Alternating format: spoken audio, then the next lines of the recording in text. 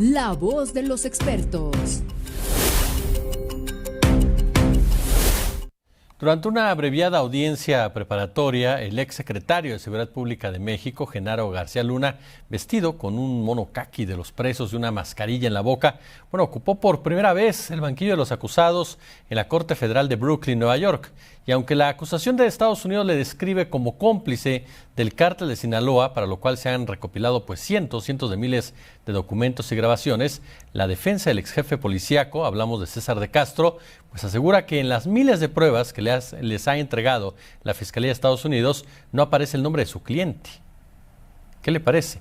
Vamos a platicar de esto con Jesús García. Tocayo, te saludo con muchísimo gusto. ¿Qué lectura le das a esta situación que estamos platicando, oye?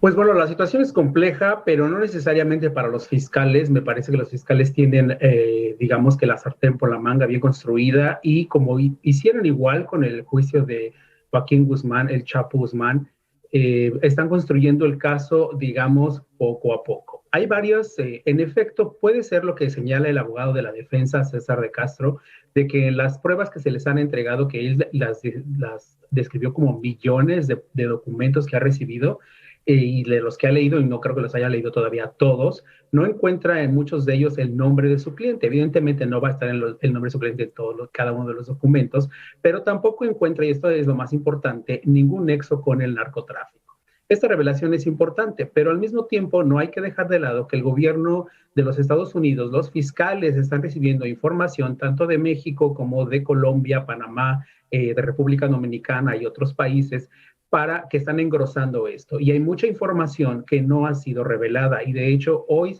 parte de la audiencia tuvo que ver con esa información que está siendo protegida de algún modo por dos motivos. El primero, porque teme que la defensa y el señor Genaro García Luna puedan detectar posibles testigos que puedan correr peligro. Y esa es una de las mociones que está moviendo y que ya ha movido en otro momento, y el juez ha aceptado proteger esa información. Y la segunda es que los documentos también pueden revelar tácticas de inteligencia que de algún modo puedan revelarse y que pongan en peligro la seguridad nacional. Evidentemente, esto también puede ser cuestionado, ya que el abogado César de Castro dijo, bueno, mi cliente se ha reunido y conoce todas estas tácticas porque se ha reunido con altos funcionarios. Pues sí, cuando fue funcionario está justamente acusado de vender esa información privilegiada que obtenía. Es una de las acusaciones que está enfrentando.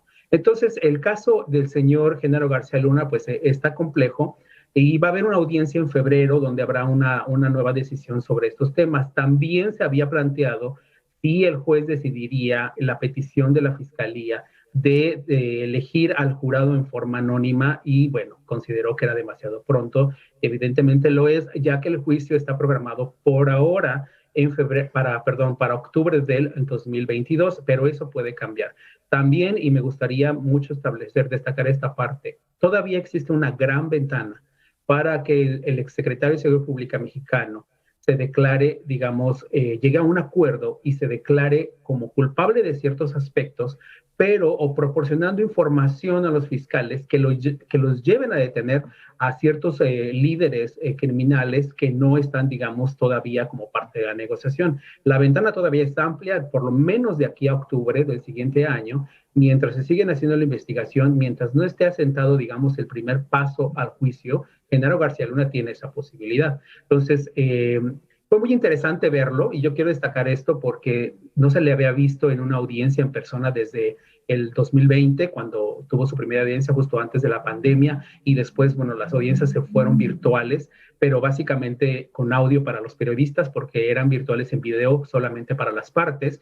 Pero verlo hoy fue interesante porque la primera vez que yo lo vi en la corte, pues estaba bastante demacrado, realmente muy decaído, y ahora lo vi no tan demacrado, sí decaído, pero como de esas personas que se encorvan, un poco avergonzadas como de los procesos. Incluso cuando saludó al juez, la forma en que lo saludó fue con una reverencia, a mí me pareció un poco exagerada, pero habla mucho de la posición en la que se encuentra ahora este personaje, que bueno, fue tan poderoso en México, evidentemente. También llama mucho la atención que los fiscales y ni la defensa esté hablando mucho de lo que pasa con los que fueron, digamos, García Luna no operó solo y tuvo socios que pertenecían a la DEA y al FBI. ¿Qué va a pasar con estos funcionarios? Es decir, no tienen ninguna conexión. Ellos, digamos, les pasó de noche todo el trabajo o todo lo que él estuvo haciendo. Eso hay que cuestionarlo bastante porque realmente dudamos mucho que así sea. Entonces, si se hace un juicio, en el juicio tendrían que revelarse este tipo de información porque Genaro García Luna definitivamente no operó solo, tanto operó con otros funcionarios en el gobierno mexicano como seguramente con apoyo de otros funcionarios del gobierno estadounidense, sabiendo que él estaba haciendo este tipo de labor y quienes deberían también ser sancionados y castigados por unos asuntos similares, ¿no? Oye, ¿podría presentarse algo similar como con Joaquín El Chapo Guzmán, tocayo, de que sí el juicio del siglo, sí el narcotraficante más peligroso desde Al Capone y demás, pero que no tocaron ni con el pétalo de una rosa precisamente a funcionarios, a integrantes de la DEA, a agentes que de una u otra manera, no nos chupamos el dedo, tuvieron contacto con el cártel de Sinaloa y por supuesto tampoco a políticos mexicanos? ¿Se puede caer en esa omisión? Definitivamente puede suceder que no se persiga a nadie más, que incluso los fiscales digan, no queremos revelar la información de tal o tal persona porque sea un funcionario de la DEA, etcétera, porque bueno, son personajes que todavía podrían seguir operando, etcétera.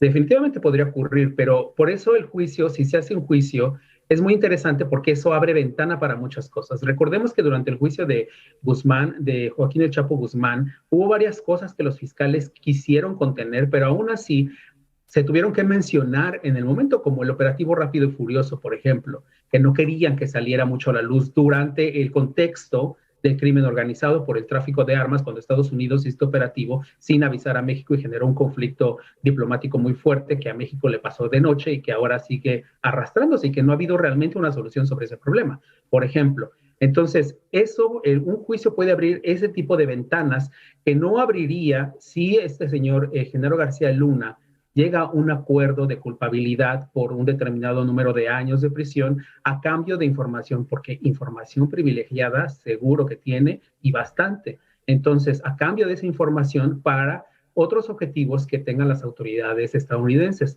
También todavía se desconoce qué personajes del juicio de El Chapo podrían ya estar cooperando directamente. Se ha hablado de Damaso López Núñez, se ha hablado de Jesús el Rey Zambada, quien fue el primero que lo mencionó durante el juicio, durante esa audiencia. Entonces, todavía falta determinar quiénes de esos personajes van a estar directamente. Ellos ya, ahorita en este momento se desconoce dónde están, porque ya tuvieron de algún reconocimiento y están bajo el resguardo de las autoridades como testigos protegidos. Entonces, pero van a seguir cooperando con las autoridades en otros asuntos. Entonces, sí es bastante complejo el tema. Yo creo que hoy, bueno, sí fue de preparación, pero nos pone en perspectiva la lucha que tienen los fiscales. Un poco no está para la defensa y me parece que la defensa está ya agarrando como una cierta forma, una estructura interesante, como plantándose, digamos, a los fiscales y haciendo cuestionamientos que evidentemente no podía hacer en un principio porque desconocía muchos elementos, incluso señalando al gobierno mexicano de estar complicando el juicio por esta demanda que presentó en Florida contra Genaro García Luna y un grupo de personas por enriquecimiento ilícito y bueno, que está pidiendo ahí que se resalzan estos millones de dólares que supuestamente se robaron. Entonces el caso empieza a tener otras aristas que van a resultar muy interesantes el siguiente año.